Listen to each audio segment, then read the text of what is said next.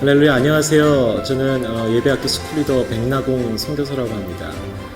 베들교회 성도님들을 만날 일을 기대하면서 하루하루 아주 하나님 앞에 집중한 시간들을 갖고 있습니다. 너희 몸을 하나님께서 기뻐하시는 거룩한 산제사로 드리라. 사도 바울은 예배에 대해서 이렇게 얘기하고 있습니다. 저는 이번 예배학교를 통해서 우리 가운데 앞서 행하신 하나님, 그리고 그 예배를 통하여서 우리 가운데 참여를 원하시고 그 일에 함께 하나님께서 일하실 거 하나님을 기대하고 있습니다. 성도 여러분, 이번 예배학교를 통하여서 우리의 전인격적인 모든 부분의 근간이 되는 이 예배를 다시 한번 우리 삶 가운데 리포밍하는 시간이 되기를 간절히 소망하고 있습니다. 성령께서 우리를 지금 초대하고 계시고 그 일을 준비하고 계십니다. 그 성도님께서 함께 기도하심으로 참여하셨으면 좋겠습니다.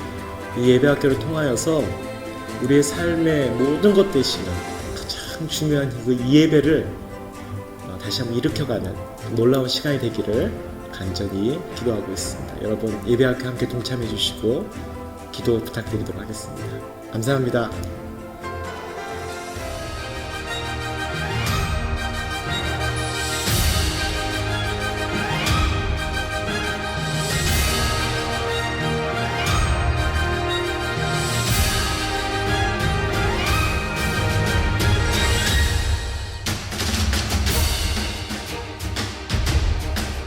예, 예배학교의 세 번째 강사 박태남 목사 인사드리겠습니다. 반갑습니다. 내가 이럴 줄 알았어. 이야, 이렇게 또 열렬하게 환영해 주셔서 감사합니다. 옆 사람에게 인사합시다. 예배할 때 나는 가장 행복합니다. 예, 거짓말 하시려니까 좀 찔리시죠?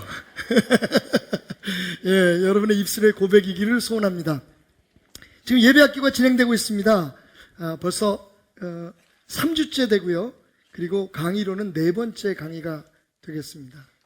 자, 그동안 우리가 함께 배웠던 것들 다시 한번 좀 되짚어 볼까요? 우리가 첫째 시간에는 잠자는 예배를 깨워라 라고 하는 제목의 말씀을 가지고 미콜에 직면한 우리들의 예배에 대해서 다시 한번 생각해 봤습니다. 예배란 무엇이며 하나님은 왜 우리에게 예배를 요구하고 계시는지, 그리고 오늘 우리의 예배는 하나님이 원하시는 그 예배와 얼마나 멀어져 있는지. 마치 지금 폭스바겐 자동차의 디젤 자동차의 리콜이 상당히 회사에 위기를 주듯이 그 기능을 상실한 우리의 예배가, 올바르지 않은 우리의 예배가 얼마나 한국 교회를 그리고 우리들을 어렵게 하고 있는지에 대해서 함께 생각해 봤습니다. 그리고 둘째 주에는요, 우리가 최기훈 목사님을 통해서 변화의 장소, 예배라고 하는 제목을 가지고 Evangelistic Worship, 선교적 차원의 예배에 대해서 함께 생각해 봤습니다. 그러면서 그 예배가 가지고 있는 능력은 바로 변화다. 우리가 제대로 된 예배를 드리고 우리가 참된 예배를 드리게 되면 우리의 삶에 변화가 일어나게 될 것이다. 그리고 그 변화는 이런 것이다 라고 하는 것에 대해서 함께 생각해 보았습니다. 그런데 문제가 있습니다. 우리가 그것을 모르고 있었던 것이 아닙니다. 생각해 보십시오. 사람과 사람이 만나도 뭔가 새로운 일들이 시작되고 그 안에 분명히 작든 크든 감정적이든 아니면 행함에 있어든지 변화가 일어나게 되는데, 하나님과의 만나는 것이 예배이고, 그리고 그 예배는 분명히 하나님께서 의도하시는, 하나님이 계획하신 능력이 존재한다고 말함에도 불구하고, 그렇게 배우고 있음에도 불구하고 정작 우리의 삶에 변화가 일어나고 있지 않다는 겁니다. 평생 수천 번의 예배를 드리고, 다른 말로 얘기하면 수천 번 하나님을 만나는 경험을 합니다. 때로는 눈물을 흘리고 감동하고 오늘 참 예배가 좋았다고 고개를 끄덕이며 성전을 나가지만 예배가 가지고 있는 변화의 능력을 경험하는 사람들이 많지 않다는 겁니다. 무엇이 문제일까요? 저는 오늘 신학적이거나 혹은 학문적인 접근보다는 목회자로서, 그리고 여러분들의 담임 목사로서, 설교자로서 하나님 말씀에서 그 답을 여러분과 함께 생각해 보고자 합니다. 그리고 항상 제가 가장 잘하는 거 여러분에게 잠시 보여드릴 것이 있습니다. 자, 이게 뭘까요? 아마 성가대는 알 거예요. 김치 냄새가 풀풀 나셨죠? 여러분, 잘 익은 베델교회 김치입니다. 냄새가 장난이 아니야. 예. 지난주에는 우리가 세미나가 진행되는 동안에 부엌에서 식당에서 일하시는 분들이 함께 동참하기 위해서 좀 빨리 설거지할 수 있는 것들을 하다가 보니까 국수하고 김밥을 여러분에게 드렸는데 저희가 예상보다 많은 인원들이 오후 세미나에 참석하면서 식당에서 저희가 모임을 갖지 않게 되는 바람에 오늘은 그냥 식사를 준비해도 되겠다 생각해서 오늘 밥을 준비했습니다. 물론 여러분 오늘 이 맛있는 베델교회 김치를 잡수게 되실 겁니다. 또 제가 어제 고등림 권사님한테 부탁을 해서 겉절이를 좀 준비해달라고 했습니다. 그래서 원래 겉절이는 좀 아삭아삭해야 되는데 오늘 아침에 준비할 시간이 없어가지고 어제 저녁에 하다가 보니까 약간 좀 문드러지긴 했지만 그런데 맛을 봤더니 맛이 장난이 아닙니다. 여러분, 제가 왜 여러분들에게 이 김치를 보여드렸을까요? 배추가 맛있는 김치가 되기까지는 최소한 5번의 죽음을 경험해야 한다고 합니다. 처음에는 땅에서 뽑혀야 되죠. 뿌리가 잘리고 생명의 근원이 단절되는 아픔을 겪지 않고는 맛있는 김치가 될 수가 없습니다. 여기 배추가 있는데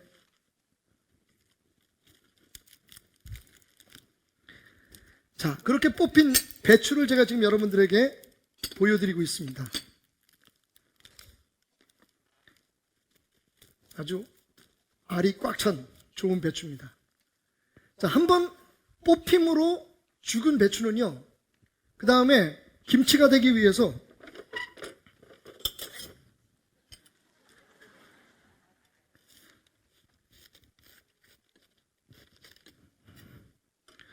여러분 왜 칼집을 내야 되는지 아시죠? 칼로 자르면 밑에가 부서져요. 그래서 이거 보십시오. 좋죠? 근데 여러분 누구도 이렇게 잘려진 배추를 김치라고 말하지는 않습니다. 이렇게 잘려짐으로 두 번째 죽음을 경험한 배추는 소금 간을 해야 됩니다. 이렇게 되는 거죠. 그죠? 네.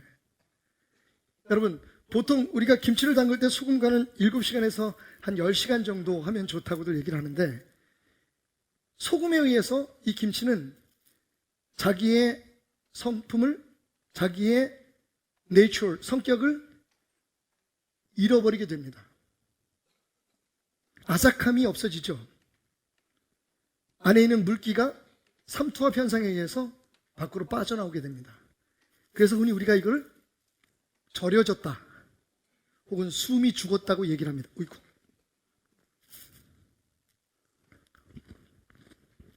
잘 절여졌습니다. 그 다음에 네 번째는 이 절여진 배추에 양념을 뿌립니다. 양념은 가진 양념을 하게 되는데 양념은 좋은 것을 사용하면 좋습니다. 그런데 문제는요, 충분히 절여지지 않은 배추에는 아무리 좋은 양념을 쓸지라도 스며들지는 않습니다. 이제 왜 배추가 죽어야 되는지 여러분 아실 겁니다. 그리고 마지막 5번째는 숙성의 과정을 겪죠. 그렇게 절여져서 여러 가지 간을 맞추고 양념을 뿌려서 장독 속에 차곡차곡 쌓여진 배추는 맛있는 김치로 변할 때까지 기다리는 시간들이 필요합니다. 그런데 겉절이는 좀 다르죠, 여러분.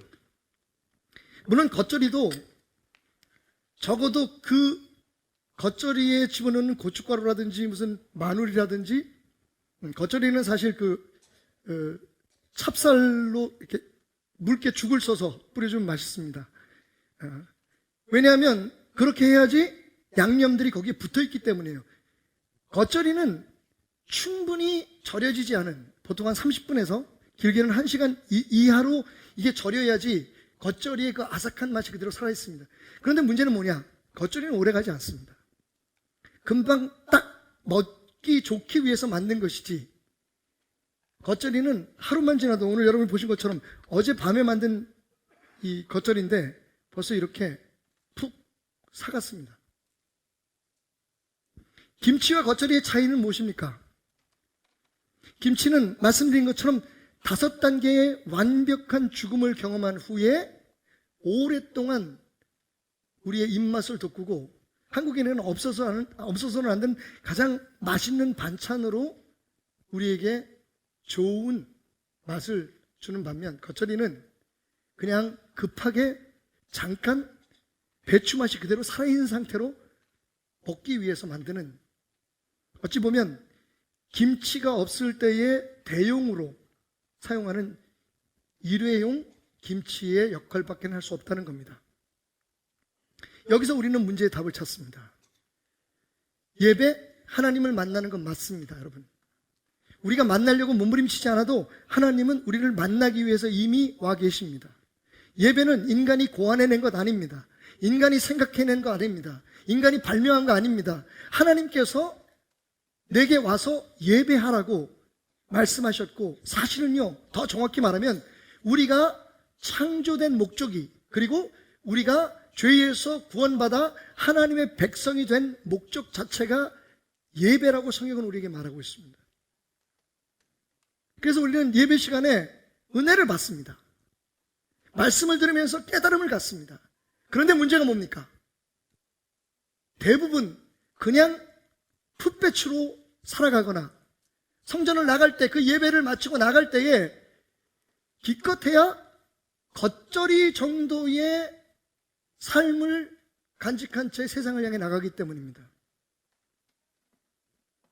하나님의 말씀이 우리 안에 배어오고 은혜가 우리가 지난주 그 전주에 공부한 것처럼 우리의 삶을 완전히 바꾸어서 안에서 밖으로 우리를 트랜스포메이션하고 우리의 삶을 완전히 바꾸어서 하나님으로 절여지고 하나님의 은혜로 감싸져서 세상에 나가서 내가 아니라 하나님의 사람으로 살아갈 수 있게 되기까지는 우리가 죽어야 되는데, 다시 말하면 우리 자신의 생각과 가치관과 철학과 우리의 고집을 하나님 앞에서 죽여야 되는데, 대부분 우리의 예배는 하나님을 만나는 데는 성공해요. 얼마나 많은 노력이 필요합니까? 어젯밤에도 저희 목사님들이 독수리 오영재가 그리고 몇 분의 성도님들이 도와주셔서 밤 12시까지 오늘 예배를 준비했습니다. 믿거나 말거나. 성가대는 오늘 새벽부터 나와서 연습을 했습니다. 오늘만 연습한 게 아니라 오늘 이 찬양을 위해서 많이 준비했습니다. 찬양팀도 일부러 요즘은 토요일 날 나와서 연습을 합니다. 순서를 맡고 안내를 맡은 모든 사람들에게 미리 전화를 하고 준비를 시킵니다. 헌금위원, 안내위원 모두가 다 준비된 대로 한 달 전부터 준비된 순서에 따라서 마음가짐을 새롭게 하고 기도하고 준비해서 이 자리에 나옵니다. 그러니 이 예배를 통해서 우리가 하나님을 경험하고 만나는 것은 그렇게 어려운 일이 아닙니다. 문제는 뭡니까? 하나님을 만났는데 우리가 죽지 않는 겁니다. 아무리 좋은 양념을 쳐넣어도 배추가 절어지지 않으면 자기의 성품을, 자기의 본성을 내려놓지 않으면 그 양념들이 배어 들어갈 수 없는 것처럼,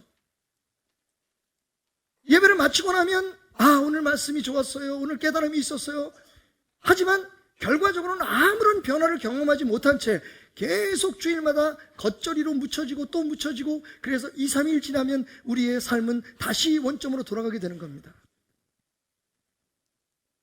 결국 문제의 해결점은 이겁니다.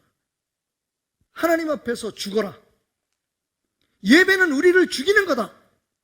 우리의 성품, 우리의 성격, 우리의 고집, 우리의 모든 관들, 가치관, 세계관, 이런 모든 것들이 하나님의 말씀, 하나님의 것으로 완벽하게 젖어들고 스며들기 위해서 내 생각을 포기하고 내가 가지고 있던 모든 가치관들을 하나님의 것으로 바꾸는 겁니다. 여러분, 두려워할 거 없습니다. 왜? 하나님 것이 당연히 좋으니까요. 그게 진리니까요. 그런데 문제는 오늘 우리가 예배를 드리면서 평가합니다. 판단합니다. 내 생각을 죽이는 게 아니라 내 생각을 하나님의 말씀과 비교합니다. 그리고는 내 생각이 옳다는 것을 확인하고 나갑니다. 혹 내 생각이 잘못됐다는 것을 느껴도 하나님의 생각으로 내 생각을 누르려고 하지 않습니다. 하나님의 은혜가 우리의 삶에 들어올 여지가 없다는 거예요. 하나님의 능력이 우리를 변화시킬 만큼 속속들이 배어 들어올 수가 없습니다. 절여지지 않기 때문에, 우리 자신을 포기하지 않기 때문에, 여전히 우리 안으로 가득 차 있는 우리들에게 감정적으로는 우리가 공감을 하고 이성적으로는 우리가 동조를 할지라도 실제적으로 우리의 삶을 변화시키기 위해서는요, 하나님의 말씀이 우리를 완전히 장악해야 합니다. 살아서 확실히 역사하시는 성령님이 우리의 삶을 완전히 사로잡아야 하는데, 우리가 우리 자신을 포기하지 않기 때문에, 우리의 고집을 굽히지 않기 때문에, 우리의 생각이 여전히 그래도 옳다고 생각하기 때문에, 그리고 우리의 욕구와 욕심이 고개를 들고 있기 때문에 주님의 역사가 오래 우리의 삶을 변화시킬 만큼 역사할 수 없다는 겁니다. 사실 이 문제가 해결되지 않으면 우리가 아무리 예배에 대해서 배우고 예배에 대해서 훈련을 해도 변화되는 것은 아무것도 없습니다. 그래서 저는 오늘 하나님의 말씀 속에서 우리가 어떻게 예배를 드릴 때, 어떤 마음의 자세로 하나님 앞에 예배를 드려야만 우리의 삶에 실제적인 변화, 이론적인 것이 아니라 우리가 그냥 감정적으로 그래 맞아 라고 동조하는 선에서 끝나는 것이 아니라 실제적으로 우리의 삶을, 우리를 온전하게 하나님의 사람으로 살아가도록 성장시키기 위한 방법이 무엇인지, 그 태도가 무엇인지를 함께 생각해 보고자 합니다. 여러분과 함께 나누고 싶은 말씀은 출애굽기 40장입니다. 사실은 40장 1절부터 38절까지 다 읽어야 하겠지만 출애굽기의 마지막 장입니다. 제가 가지고 있는 성경 144쪽인데요. 오늘은 시간상 17절부터 38절까지만 제가 읽겠습니다. 둘째 해 첫째 달 곧 그 달 초하루에 성막을 세우니라. 모세가 성막을 세우되 그 받침들을 놓고 그 널판들을 세우고 그 띠를 띄우고 그 기둥들을 세우고 또 성막 위에 막을 펴고 그 위에 덮개를 덮으니 여호와께서 모세에게 명령하신 대로 되니라. 그는 또 증거판을 궤 속에 넣고 채를 궤에 꿰고 속죄소를 궤 위에 두고 또 그 궤를 성막에 들여놓고 가리개 휘장을 늘어뜨려 그 증거궤를 가리니 여호와께서 모세에게 명령하신 대로 되니라. 그는 또 회막 안 곧 성막 북쪽으로 휘장 밖에 상을 놓고 또 여호와 앞 그 상 위에 떡을 진설하니 여호와께서 모세에게 명령하신 대로 되니라. 그는 또 회막 안 곧 성막 남쪽에 등잔대를 놓아 상과 마주하게 하고 또 여호와 앞에 등잔대에 불을 켜니 여호와께서 모세에게 명령하신 대로 되니라. 그가 또 금향단을 회막 안 휘장 앞에 두고 그 위에 향기로운 향을 사르니 여호와께서 모세에게 명령하신 대로 되니라. 그는 또 성막문에 휘장을 달고 또 회막의 성막 문 앞에 번제단을 두고 번제와 소제를 그 위에 드리니 여호와께서 모세에게 명령하신 대로 되니라. 그는 또 물두멍을 회막과 제단 사이에 두고 거기 씻을 물을 담으니라. 모세와 아론과 그 아들들이 거기서 수족을 씻되 그들이 회막에 들어갈 때와 제단에 가까이 갈 때에 씻었으니 여호와께서 모세에게 명령하신 대로 되니라. 그는 또 성막과 제단 주위 뜰에 포장을 치고 뜰 문에 휘장을 다니라. 모세가 이같이 역사를 마친다. 하나님이 명령하신 대로 그대로 성막이 세워졌습니다. 자, 그 다음에 어떤 일이 벌어지나요? 34절입니다. 구름이 회막에 덮이고 여호와의 영광이 성막에 충만하며 모세가 회막에 들어갈 수 없었으니 이는 구름이 회막 위에 덮이고 여호와의 영광이 성막에 충만함이었으며 구름이 성막 위에서 떠오를 때에는 이스라엘 자손이 그 모든 행진하는 길에 앞으로 나아갔고, 구름이 떠오르지 않을 때에는 떠오르는 날까지 나아가지 아니하였으며, 낮에는 여호와의 구름이 성막 위에 있고 밤에는 불이 그 구름 가운데 있음을 이스라엘의 온 족속이 그 모든 행진하는 길에서 그들의 눈으로 보았더라. 아멘. 여러분, 하나님은 왜 이렇게 꼼꼼하게 성막을 지으라고 말씀하셨을까요? 하나님께서 성막을 세우라고 말씀하신 목적은 한 가지입니다. 그곳에서 내가 너희를 만나리라. 성막은 하나님과의 만남의 장소입니다. 여러분, 뭔가 머리를 두드리는 생각이 떠오르지 않으십니까? 그렇습니다. 예배의 정의가 뭐라고요? 예배에 대해서 여러 가지 많은 정의를 우리가 제시할 수 있겠지만, 그 중에서 공통적인, 모든 사람들이 가장 공통적으로 입을 모아 말할 수 있는 예배의 정의는 하나님과의 만남입니다. 성막이 뭐라고요? 하나님과 만나는 장소입니다. 다른 말로 말하면 하나님께서 하나님의 백성인 이스라엘 사람들에게, 그리고 오늘 우리들에게 예배의 우선권과 예배의 절대권을 교육하시기 위해서 성막을 세우라고 말씀하신 겁니다. 성막은 어떤 위치에 있었습니까? 이스라엘 백성들이 진을 칠 때 성막을 중심으로 동서남북에 3지파씩 12지파가 성막을 중심으로 진을 칩니다. 성막을 향해서 말이죠. 예배가 우리의 모든 삶의 중심에 있어야 한다는 것을 상징하는 것입니다. 하나님과의 만남이 우리 모든 삶을 지배해야 된다는 것을 설명하는 것입니다. 누가 봐도 알 수 있는 일이죠. 또 이스라엘 백성들이 행진할 때는 어떻게 했습니까? 성막을 걷어서 법궤를 맨 앞에 세워서 나갔습니다. 다른 말로 말하면 우리의 삶의 모든 행함과 모든 멈춤이 예배가 앞서 나가야만 승리할 수 있다는 것을 증거하는 것이었습니다.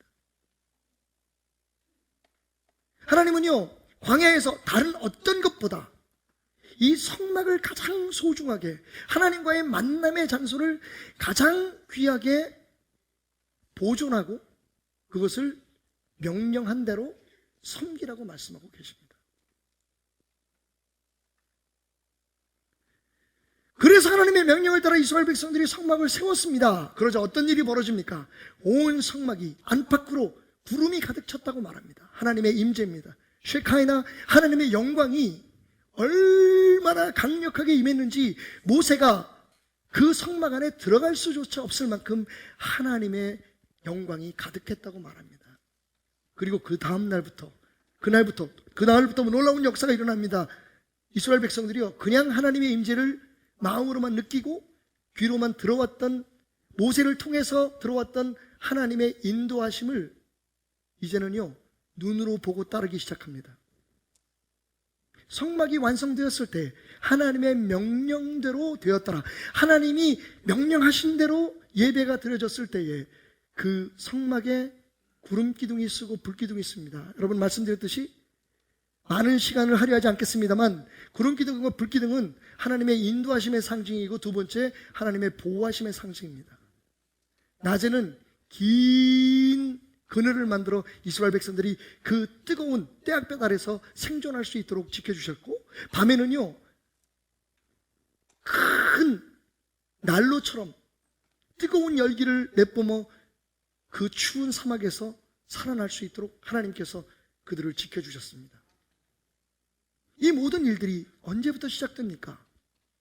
성막이 완성된 그날부터, 예배가 완성된 그 순간부터, 하나님과 만남의 현장이 완벽하게 세워지고 준비된 그때부터 삶을 인도하고 삶을 보호하는 하나님의 축복이 시작되었다는 겁니다. 자, 그런데 여러분, 그게 전부가 아닙니다. 그런 성막 안에 미스테리가 있었습니다. 이번에 말씀을 준비하면서 제가 묵상하다가 깜짝 화들짝 놀란 사건인데요. 자, 여러분이 지금 성막을 보고 계십니다. 저와 함께 문제를 풀어보십시다. 자, 사막 한가운데 있는 성막, 그 성막을 단면으로 자르면 이런 형태입니다. 두 개의 공간으로 구분되어 있는데 이 앞에 있는 공간, 등잔대, 떡상, 그리고 향단이 있는 이 공간을 우리는 성소라고 얘기합니다. 그리고 그 성소와 또 다른 방을 가로막고 있는 휘장이 있고요.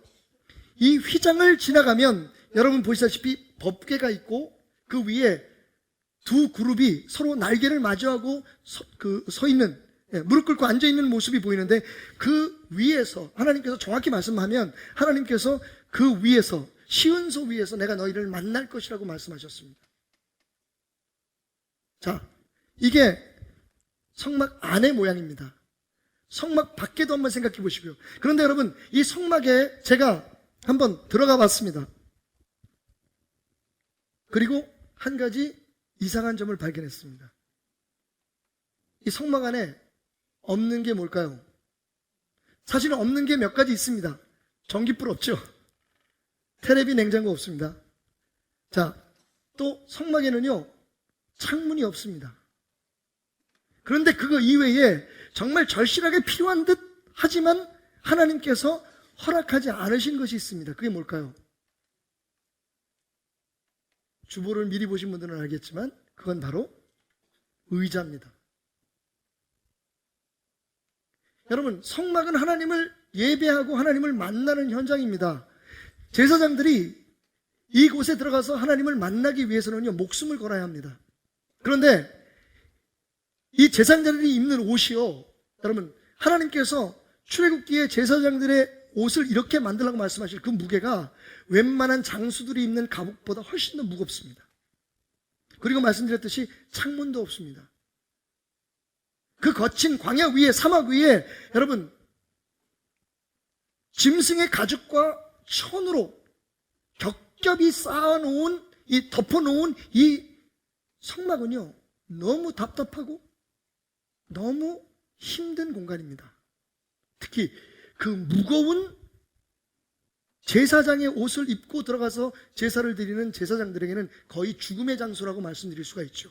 사실은요, 저 안에서 죽어서 나온 제사장들도 많습니다.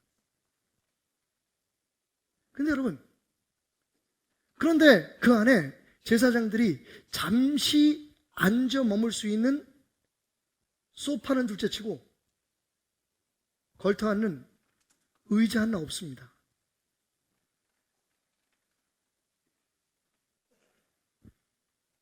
이것이 우리에게 주는 영적 교훈은 뭘까요? 이것이 우리에게 정말 우리가 하나님을 만나는 이 예배를 통해서 우리의 삶이 변화되기 위해서 우리가 꼭 깨달아야 될 예배의 바른 자세는 무엇일까요? 세 가지를 생각해 봤습니다. 첫째, 그건 예배 현장에서 예배를 드린 사람은 앉을 수 없습니다. 오로지 예배 현장에서 좌정하시는 분, 다시 말하면 앉을 수 있는 권한이 있는 분은 하나님뿐이라는 것을 기억하라는 겁니다. 여러분, 오늘 의자에 앉아 계시죠? 좋은 시절에 예수 믿습니다. 옛날 유럽에 있는 성당에 가면요, 의자가 없습니다. 의자에 앉아서 우리가 예배드리기 시작한 것이 얼마 되지 않았습니다. 옛날 예루살렘 성전에도 의자가 없습니다. 물론 그 예루살렘 성전의 전신인 성막에는 더욱더 의자, 제사장들이 걸터 앉을 수 있는 어떠한 편의시설도 되어 있지 않았다는 겁니다. 그것이 몇 시간이 걸리든 제사장들은요, 서 있는 상태로 하나님께서 요구하신 제사를 드렸어야만 했습니다. 왜냐하면 그 예배에서 높임을 받고 대접을 받고 주인이 되어야 될 분은 하나님 한 분이었기 때문입니다. 여기서 우리는 예배가 예배되기 위해서 꼭 알아야 될 하나의 사실을 깨달아야 합니다. 한번 따라해 봅시다. 예배는 하나님이 되게 하는 것이다. 진짜 예배는 하나님을 하나님 되게 하는 것입니다. 그런데 우리는 예배 시간에도 여전히 내가 하나님입니다. 하나님이 오셔서 어떤 말씀을 하시든지, 하나님이 오셔서 어떤 깨달음을 주시든지, 여러분, 우리는 하나님이 되셔서, 하나님은 앉아 계시고 우리는 서서 그분의 음성을 듣고 그분이 요구하는 일을 하는 사람으로서 그분이 요청하고 그분이 요구하고 명령하는 것을 따라야 되는 위치에 있어요. 그런데 여러분, 예배가 끝나고 나도 우리는 하나도 바뀌는 것이 없습니다. 예배 시간에도 중심에는 내가 있기 때문에. 이런 걸 한번 상상해 보세요. 예배가 끝나고 나면 여러분 나가시면서 서로 인사하십니다. 은혜로운 예배를 드렸습니다. 대부분 이런 얘기를 할까요? 오늘 성가대 죽여줬지? 와, 우리 목사님 설교는 매번 더 좋아지는 것 같아요. 이럴 때 좀 아멘 좀 해주세요. 나중엔 어떻게 되더라도. 아, 요즘 우리 교회 데코가 불빛이 마이크 시스템이 찬양팀이 장난이 아니야. 여러분, 당연히 정말 우리가 힘을 모아서 디자인한 예배가 그런 것에 대해서 칭찬을 받고 그런 것에 대해서 여러분에게 감동을 주는 것은 맞습니다. 그런데 정확히 말하면 예배가 끝나고 난 후에 우리가 나눠야 대화는 그게 아닙니다. 무슨 대화를 나눠야 할까요? 그래서 사실 우리가 소그룹 모임들을 갖게 되는 것인데, 그 예배에서 당신이 하나님을 만난 이야기를 해야 합니다. 당신의 삶에 도발해왔던, 당신의 삶을 바꿀 수 있을 만큼, 당신의 삶을 놀랍게 변화시킬 만큼 여러분의 삶에 다가온, 장악해온 하나님의 음성을 나눠야 되는 겁니다. 나 오늘 예배를 통해서 이런 걸 깨달았어. 나는 앞으로 이렇게 살아야 될 것 같아. 그런데 여러분, 왜 그런 얘기가 아니라 오늘 뭐가 좋았어? 오늘 뭐가 나빴어? 오늘 우리 교회는 뭐가 안 됐어? 에어컨이 왜 그러지? 왜 그런 평가가 나옵니까? 이 예배에서 우리는 지금 앉아있고 하나님이 우리를 섬기고 있기 때문입니다. 하나님 우리에게 은혜를 주세요. 하나님 어떻게 좀 해보세요. 우리 좀 변화시켜 주세요. 주객이 전도된 예배는 우리의 삶을 변화시킬 수 없습니다. 제가 이렇게 설교하는데도 그냥 앉아서 설교를 듣는군요. 다른 교회에서 이만큼 설교하면 일단 목사님들이 먼저 일어나. 앉아있으면 안 되잖아.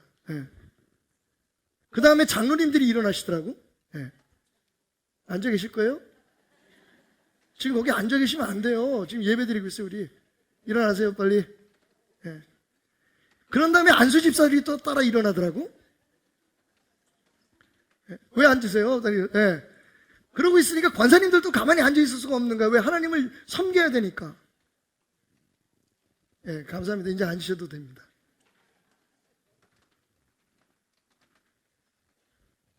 여러분, 예배의 주인은 오직 하나님뿐, 그분만 되어야만 합니다. 그래서 우리가 제사장들이, 저와 같은 목사뿐만 아니라 왕 같은 제사장으로 이 시대를 살아가야 될 여러분들이 하나님 앞에 서 있어야 되는 겁니다. 하나님을 경배해야 되는 겁니다. 우시야 왕이 죽던 해에 내가 본즉 주께서 높이 들린 보좌에 앉으셨는데 그의 옷자락은 성전에 가득하였고, 여러분, 이게 성전 안에서 하나님의 임재를 맞이했던 이사야의 고백입니다. 우시야 왕이 죽었어요. 그런데 대를 이을 후손이 없어요. 걱정이 돼서 하나님의 사람 이사야가 하나님 앞에 그 문제를 해결해달라고 기도하러 성전에 갔습니다. 그런데요, 의외의 모습을 봅니다. 그 하나님의 영광 앞에 압도가 되죠. 들어가는 순간 보니까요, 보좌에 하나님이 앉아 계시고 그 옷자락이 온 성전을 덮고 그 안에는 성막이 완성되었을 때 가득했던 것처럼 하나님의 쉐카이나 영광이 가득 차 있는 것을 볼 수 있었습니다. 여러분, 이사야는요, 입 하나 뻥끗하지 못합니다. 하나님, 이 나라를 어떻게 할까 얘기 못해요. 그저 그는 하나님 앞에 이렇게 고백합니다. 내가 죄 지은 인간으로서 하나님을 봅니다. 하나님의 영광 앞에 완전히 압도되는 순간입니다. 이사야는 앉을 수 없었습니다. 보좌에 앉으신 하나님 앞에 그는 경배할 수밖에 없었습니다. 이게 예배예요. 맞습니다, 여러분. 여러분이 여러 가지 많은 그런 고민들과 생각들을 가지고 주님 앞에 오지만 정말 잘 드려진 예배에서는요, 여러분, 그 문제가 중요한 게 아니라 하나님을 만나는 게 중요한 겁니다. 그리고 그 하나님을 내 삶의 하나님으로 인정해 드리는 그 태도가 중요한 겁니다. 무슨 말씀을 하시든지, 나는 이런 문제를 가지고 왔는데, 나는 이런 것을 답을 얻기 위해서 왔는데, 하나님을 만나면요, 전혀 우리가 상상할 수 없는 하나님의 임재 속에 강권적으로 임하는 지금 이 순간에 우리의 사명이 깨달아지게 되는 겁니다. 우리는 세상에 있어서 우리가 주인입니다. 하나님은 그것을 경계하십니다. 그게 원죄입니다. 내가 하나님 되고자 하는 것, 내가 내 뜻대로 내 사업을, 내 가정을, 내 삶을, 심지어는 교회까지도 우리의 방식으로 이끌어가려고 하는 것이 하나님이 가장 싫어하는 것임에도 불구하고 수없이 예배를 드리는데 그게 변하지 않습니다. 예배를 바로 드린 사람은요, 하나님이 내 삶을 이끌어가야 됩니다. 내 생각이 바뀌어야 됩니다. 고집 부리지 말아야 돼요. 저 절여진 배추처럼요, 우리가 녹아줘야 됩니다. 다시 물어야 돼요. 나는 이렇게 생각하는데 하나님 이 생각이 맞나요? 그런데 여전히 한국교회 안에서는 여러분 큰 소리가 납니다. 자기 주장을 하면, 자기 뜻대로 안 되면 교회가 잘못되고 있는 거예요 지금. 그건 목사도 마찬가지고 모든 성도들도 마찬가지입니다. 우리는요, 오늘 이 자리에 앉을 곳이 없는 사람들입니다. 오직 하나님만이 이 예배의 주인이 되어야 합니다.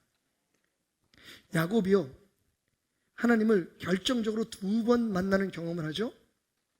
첫 번째는요, 아비를 속이고 장자권을 축복을 받아서 도망가다가 지쳐서 돌베개를 베고 잔 그 현장에서 야곱은 하나님을 만납니다.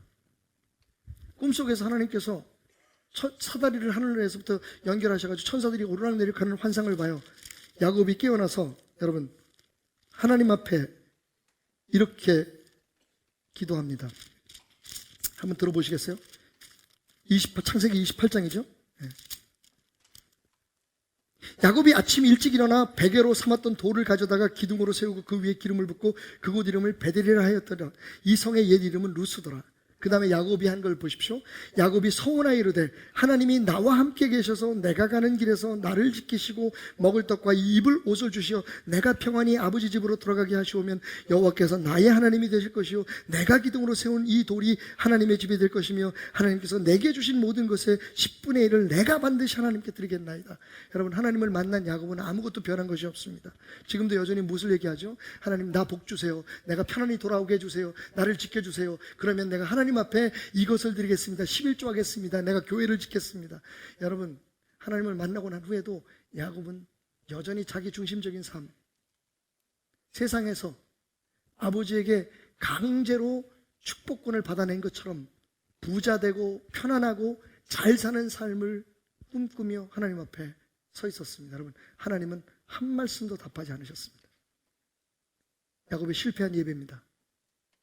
그랬던 야곱이 나가서 20년 만에 다시 돌아오다가 여러분 2번째 하나님과의 만남을 갖습니다. 야복강가에서죠. 여러분, 야복강가에서는 완전히 상황이 달라집니다. 야곱이 야복강가에서 하나님을 만난 다음에 어떻게 되죠? 시간상 말씀을 읽지 않겠지만 여러분 다 알고 있습니다. 야곱은 완전히 하나님 앞에 깨어집니다. 하나님 앞에 애원합니다.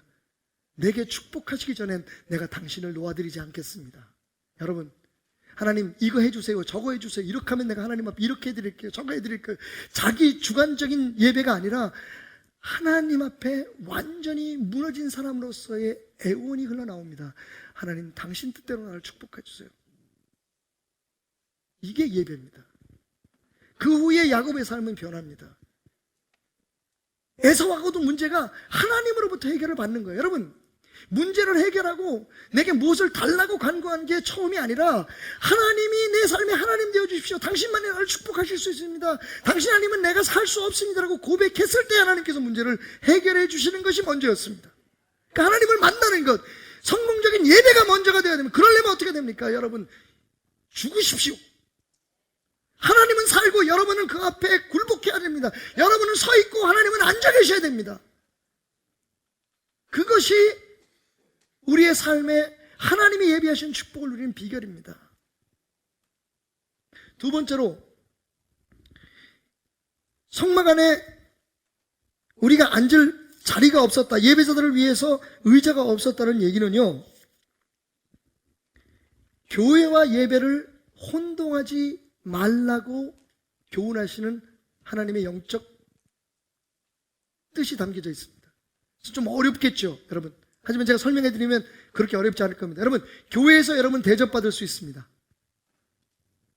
하나님이 머리 되시지만 이 교회는요, 여러분에 의해서 지금 세워져 가고 우리 각자 한 사람 한 사람이 이 교회의 구성원이고 지체입니다. 그래서 교회는 여러분을 섬겨야 됩니다. 가능하면 밥도 맛있게 해드려야 되고 환경도 좋게 해야 되고, 그런데 여러분, 교회에서 대접받는 것과 예배 안에서 여러분이 대접받으려고 하는 것을 구분하십시오. 죄송하지만 예배 때는 여러분 대접받을 자리 없습니다. 여러분이 지금 섬겨야 되는 자리에 있는 겁니다. 많은 사람들이 예배와 교회를 혼돈합니다. 예배에서 지금 여러분이 대접받으려고 해요. 자, 대접받으려고 하는 사람에게 제일 먼저 나타나는 게 뭡니까? 불평입니다. 제가 성가대라든지 찬양팀이라든지 함께 섬기는 모든 사람들에 대해서 참고 참다가 정말 용기를 내서 어떤 결단을 내릴 때 그 기준이 뭔지 아십니까? 불평입니다. 섬기지 않고 대접받고 인정받으려고 하는 사람의 입에는 항상 불평이 있습니다. 모니터가 어떠니, 무슨 뭐 환경이 어떠니, 우리가 뭐가 어떠니, 우리가 이렇게 교회에서 애쓰고 수고하는데 우리를 뭐 이렇게 대접하지 않느니, 인정해주지 않느니, 이런 얘기가 나온다는 건 뭡니까? 예배에 대해서 철저하게 왜곡된 생각을 가지고 있다는 겁니다. 여러분, 죄송하지만 예배 시간에는 목사님만, 성가대만 새벽부터 나와서 하는 게 아닙니다. 오늘 여러분들이 이 자리에서 서서 하나님을 예배해야 되는 겁니다. 물론 의자를 놓고서 서라고 말씀드리지는 않겠습니다. 여러분이 뭔가 불평이 있고 원망이 있고 뭔가를 기대하는 것이 있다는 것은 무엇을 뜻합니까? 여러분이 하나님 앞에 우리가 예배를 드리기 위해서 이렇게 해야 되지 않겠습니까? 하는 제안이 아니라, 왜 우리를 이렇게 오래 서 있게 만듭니까? 왜 우리는 이렇게 아침부터 새벽부터 나와야 됩니까? 왜 모니터가 이렇습니까? 교회를 왜 이렇게 졌습니까? 왜 이렇게 덥습니까? 왜 이렇게 춥습니까? 여러분, 이런 모든 불평이 왜 나옵니까? 우리는 지금 섬기는 자가 아니라 여기서 무언가 얻어야 될 사람, 무언가를 누려야 될 사람이라는 생각이 있기 때문입니다. 교회에서는 그렇게 하십시오. 교회는 당연히 목사는 종놈입니다. 싸가지 없는 종놈들이 여러분들을 속상하게 해서 죄송합니다만 맞습니다. 여러분, 말 그대로 우리는 모두가 다 베드로 사도의 선포대로 우리는 다 왕같은 제사장이에요. 그 중에서 우리는 종놈들입니다. 사실은 우리가 여러분을 섬겨야 돼요. 대접받는 게 아니라. 대신 여러분이 해주셔야 될 게 있습니다. 교회가 여러분들을, 교회에서 여러분 신방을 가고 여러분들이 교회 왔을 때 뭔가 편의시설을 제공하고 여러 가지 뭐 프로그램을 만들고, 이건 교회가 여러분들을 섬겨야 될 일이고요. 예배 시간에는 제발 여러분 섬김 받으려고 하지 마십시오.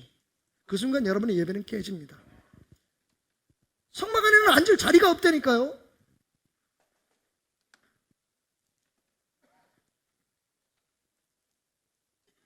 제 기억 속에 가장 오래 남는 예배는 평양에서 드렸던 부활절 예배였습니다. 여러분, 그 기분 아세요? 화장실도 안 가서, 제가 생각해보니까 예배가 꽤 길었는데 제가 화장실 자주 가는데 화장실 갈 생각에 오줌이 안 마려.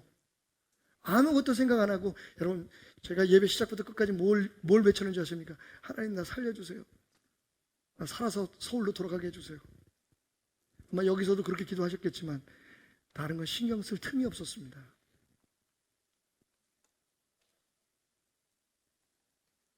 서 있을 자리가, 우리는 앉을 자리가 없어요.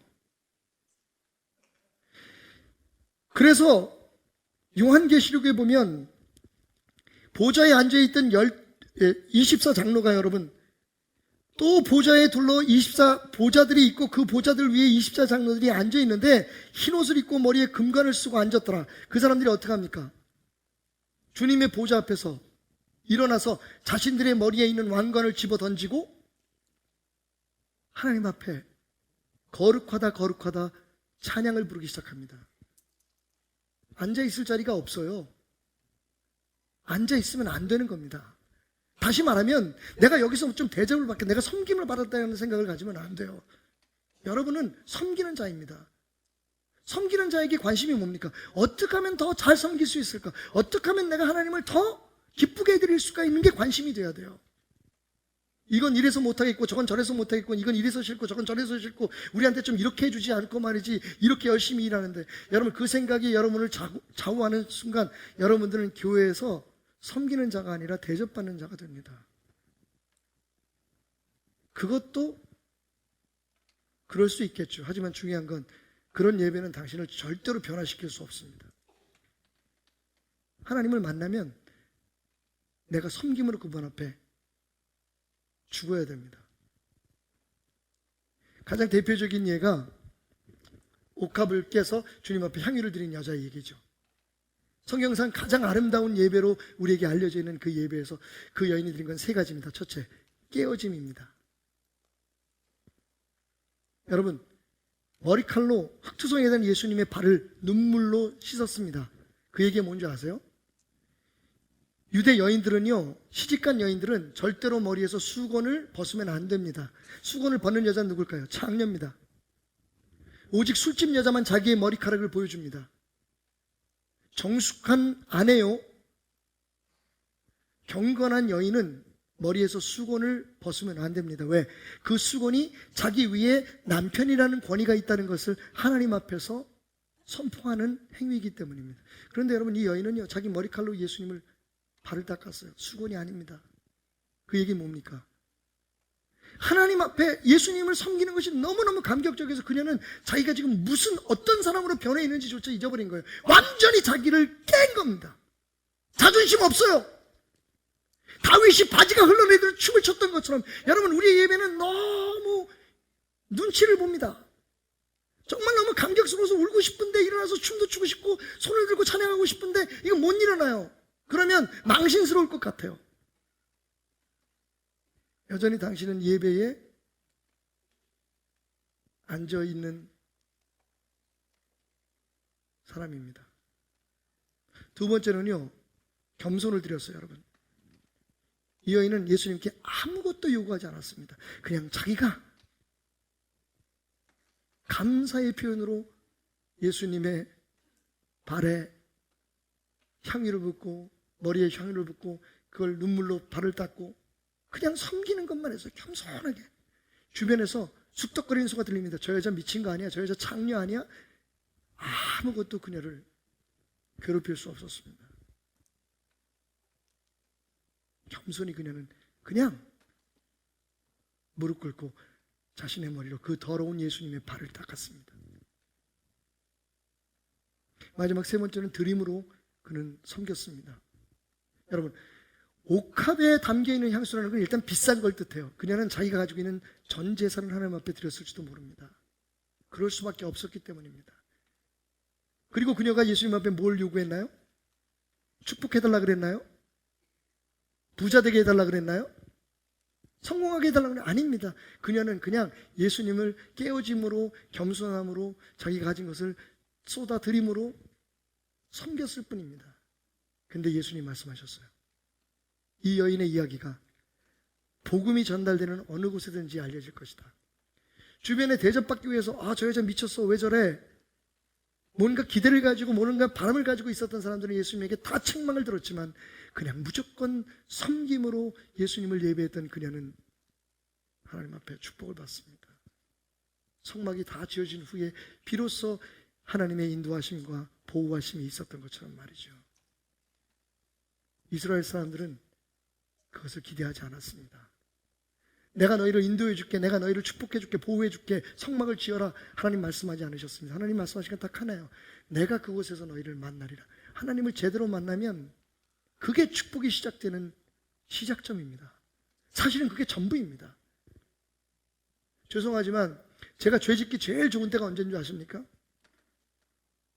세상 문화에 젖어 있을 때 아닙니다. 솔직히 말해서. 그런 건요, 여러분처럼 저도 넘어지고 쓰러지고 회개합니다.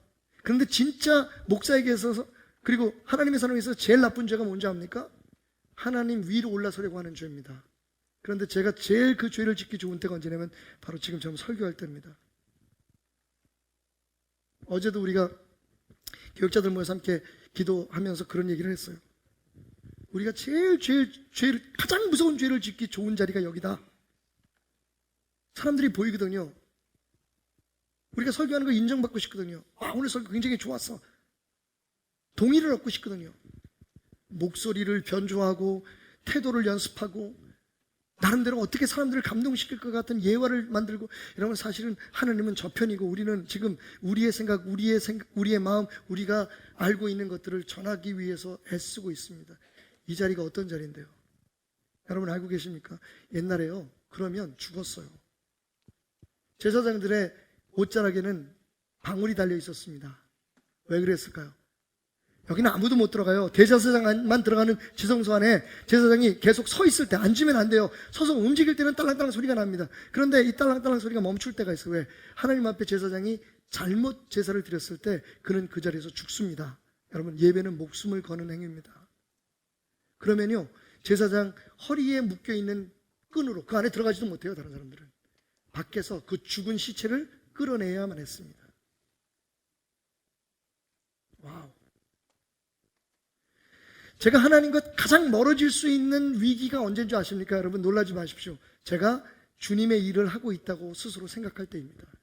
여러분, 제가 일을 열심히 하면 할수록 하나님보다 더 멀어져요. 저도 모르게 그 일의 주체가 제가 되어버리기 때문입니다. 이해가 가시나요, 여러분? 우리의 최고의 목표는 하나님을 예배하는 겁니다. 하나님을 만나는 겁니다. 그리고 우리 자신이 그 하나님의 압도적인 은혜 속에 우리 스스로를 내려놓는 겁니다. 그게 예배입니다. 지금 우리가 시대가 변해서 자리에 앉아서 이렇게 편안한 예배를, 편안한 옷을 입고 드린다고 해서 여러분 착각하지 마십시오. 이 예배의 주인은 하나님이시고, 우리는 지금 목사에 의해서 대접받고 다른 사람들에 의해서 이 예배 시간에 섬김을 받는 사람들이 아니라 지금 여러분들이 제사장입니다. 지금 여러분은 마음으로, 여러분은 생각으로, 지금 여러분은 입술로, 몸짓으로 하나님을 섬기는 곳에 있다는 것을 기억하십시오. 전 여러분 앞으로 섬기지 않겠습니다. 여러분이 하나님을 섬기십시오. 그게 못났지만 제 사명입니다. 마지막 세 번째로, 서 있다는 것은 무엇을 뜻합니까? 의자가 없다는 것은 무엇을 뜻합니까? 우리의 예배는 결코 멈추지도 않고 끝나지도 않는다는 겁니다. 서 있다는 건요, 그 자리에 머물 곳이 없다는 건 그 안에 머물러 있지 말라는 겁니다. 다시 말하면 오늘 우리가 드리는 이 예배에서 멈추지 말라는 겁니다. 우리는 걸어 나가야 됩니다. 여기 앉을 자리 없어요, 여러분. 이렇게 예배 드렸으면 빨리 그 예배가 세상으로 이어져야 된다는 겁니다. 그래서 로마서 12장 1절에서 사도 바울은 말합니다. 그러므로 형제들아, 내가 하나님의 모든 자비하심을 너희를 권하노니 너희 몸을 하나님이 기뻐하시는 산제사, 거룩한 산제사로 드리라. 이는 너희가 드릴 영적 예배니라. 많은 사람들이 함께 모이는 이 공예배와 세상에 드리는 산제사의 예배를 자꾸만 구분하려고 합니다. 그래서 흔히 묵찬, 기찬, 설, 헌, 찬, 축, 뭔지 아시겠어요? 그게 기본적인 한국 교회 예배 순서입니다. 묵도하고 찬송하고 기도하고 찬송하고 설교하고 헌금하고 찬송하고 축도하고, 그렇게 해야만 그것이 마치 온전한 예배인 것처럼 우리가 착각을 합니다만, 여러분, 온전한 예배는 우리가 죽는 겁니다. 찬송을 100번 불러도, 순서대로 꽉 차게 우리가 예배를 드려도 우리 자신이 하나님을 받아들이지 못한다면, 우리가 죽어서 하나님이 우리 안에서 살아날 수 있도록, 역사하실 수 있도록 성공하지 못한다면 우리 예배는 예배가 아닙니다. 삶 속에서도 그래서 입술로는 찬송을 안 부르고 우리가 꼭 기도하는 모습을 취하지 않아도 우리의 예배는 지속되는 겁니다. 매 순간마다 하나님 앞에서 죽는 거요. 하나님이 우리의 삶을 장악하게 하시는 거예요. 그게 예배이기 때문입니다. 우리의 예배는 그래서 서 있어야 됩니다. 멈추지 않아요. 여기 앉아 있으면 안 돼요, 여러분. 예배가 끝나자마자 나가십시오. 그리고 여러분의 예배가 지속되고 있음을 잊지 마십시오. 사도 바울은 또 이렇게 얘기합니다. 여러분이 잘 아시는 데살로니가전서 5장 16절에서 18절 말씀. 항상 기뻐하라, 쉬지 말고 기도하라, 범사에 감사하라. 이것이 그리스도 예수 안에서 너희를 향하신 하나님의 뜻이다. 여러분, 하나님의 뜻을 알고 싶습니까? 하나님의 뜻은 이겁니다. 항상 기뻐하고 쉬지 말고 기도하고 범사에 감사하라. 여러분, 하나님 안에서 기뻐하는 것이 예배입니다. 하나님 안에서 기도하는 게 예배입니다. 하나님 앞에 감사하는 게 예배입니다. 그러면 이 말을 어떻게 바꿀 수 있을까요? 하나님의 뜻은 이것이다. 항상 예배하라, 쉬지 말고 예배하라, 범사에 예배하라. 우리의 예배는 멈추지 않습니다. 그래서 여기 앉을 자리가 없는 겁니다. 우리가 여기 멈춰 있으면 안 됩니다. 나가야 합니다. 우리의 예배는 주님과의 만남은 지속돼야 합니다. 얼마 전 집에 들어갔더니 어머님이 TV를 보시다가 이런 말씀하시더라고요. 야, 박 목사, 봉평에 메밀꽃이 너무 예쁘게 폈더라.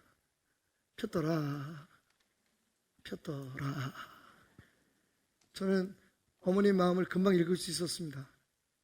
그래서 아내에게 부탁을 해가지고 펜션을 예약하고 가족을 소집했습니다. 추석 때에 마땅히 우리는 갈 고향이 없는 사람들이라서 어머님 모시고 메밀꽃 구경을 가야겠다. 그래서 갔습니다, 여러분. 너무 목회가 바쁘고 여러 가지 할 일이 많다는 이유 때문에 미루다가 추석 때에 딱 정해서 봉평을 갔는데 여러분, 할렐루야, 꽃이 한 송이도 남아있지 않았습니다. 너무너무 죄송했습니다. 그런데 여러분, 어머님의 얼굴을 보는 순간 그 미안한 마음이 싹 사라졌습니다. 왠지 아십니까? 어머님은 환하게 웃고 계셨습니다. 어머님의 진짜 목적은 봉평의 꽃을 보고 싶은 것이 아니었습니다. 어머니 이렇게 말씀하셨어요. 꽃이 없으면 어떠냐? 미안해하는 아내에게 이렇게 말씀하셨습니다. 너희들하고 같이 있는 게 이게 행복한 거지. 그리고 1박 2일 짧은 기간이었지만 그나마 저는 장례식 때문에 어머님과 함께 머물러 있지도 못하는 순간이었지만 그 긴 여정에서, 그 답답한 여정에서 어머님은 한 번도 얼굴에서 미소를 잃은 적이 없습니다. 그냥 어머님은 앞으로 얼마나 시간이 그분에게 남아있든 우리와 함께 있기를 원하셨을 뿐입니다. 좋은 찬양, 당연하죠. 여러분, 찬양대는 찬양하는 사람들입니다. 그러니까 좋은 노래 해야죠. 그런데 그게 목적은 아닙니다, 여러분. 그거 했다고 여러분들이 하나님을 제대로 섬겼다고 자부할 수 없다는 겁니다. 여러분, 오늘의 태도가 중요합니다. 아마 오후에 그런 이야기를 나눌 겁니다. 여러분의 부르는 노래는 노래 이상의 노래가 되어야 됩니다. 노래는 아무나 할 수 있습니다. 우리 교회가 부자가 돼서 돈만 많이 쓰면요, 다 전공자들로 채울 수 있습니다. 그런데 우리는 알고 있습니다. 그렇게 하면 안 된다고 얘기하고 있습니다. 그러면서 우리는 왜 그게 안 되는지를 우리 삶으로 실천하지 못하고 있습니다. 예배가 마찬가지입니다. 여러분, 예배는요, 목사가 준비한 설교를 하고 여러 교회에서 여러분들에게 준비한 것을 대접해드리는 자리가 아닙니다. 여러분이 하나님을 섬기는 자리입니다. 여러분이 깨어진 심령으로 여러분 자신을 포기하고 여러분의 생각을 내려놓고 여러분이 적어도 내가 지금 가지고 있던 생각이, 내가 가지고 있는 가치관이 혹시 하나님의 말씀 앞에 잘못된 것은 아닐까라고 질문을 던지면서 그분 앞에 겸손히 우리 자신을 내려놓는 것입니다. 그 예배에 성공할 때 하나님이 우리를 구름 기둥으로 불 기둥으로 인도해 주실 겁니다. 하나님의 영광이 우리를 감싸게 될 것입니다.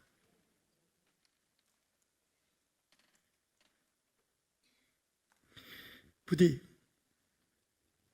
하나님 앞에 항상 서 있는 마음으로 하나님을 섬기는 예배의 승리자들이 되시기를 주님의 이름으로 축원합니다.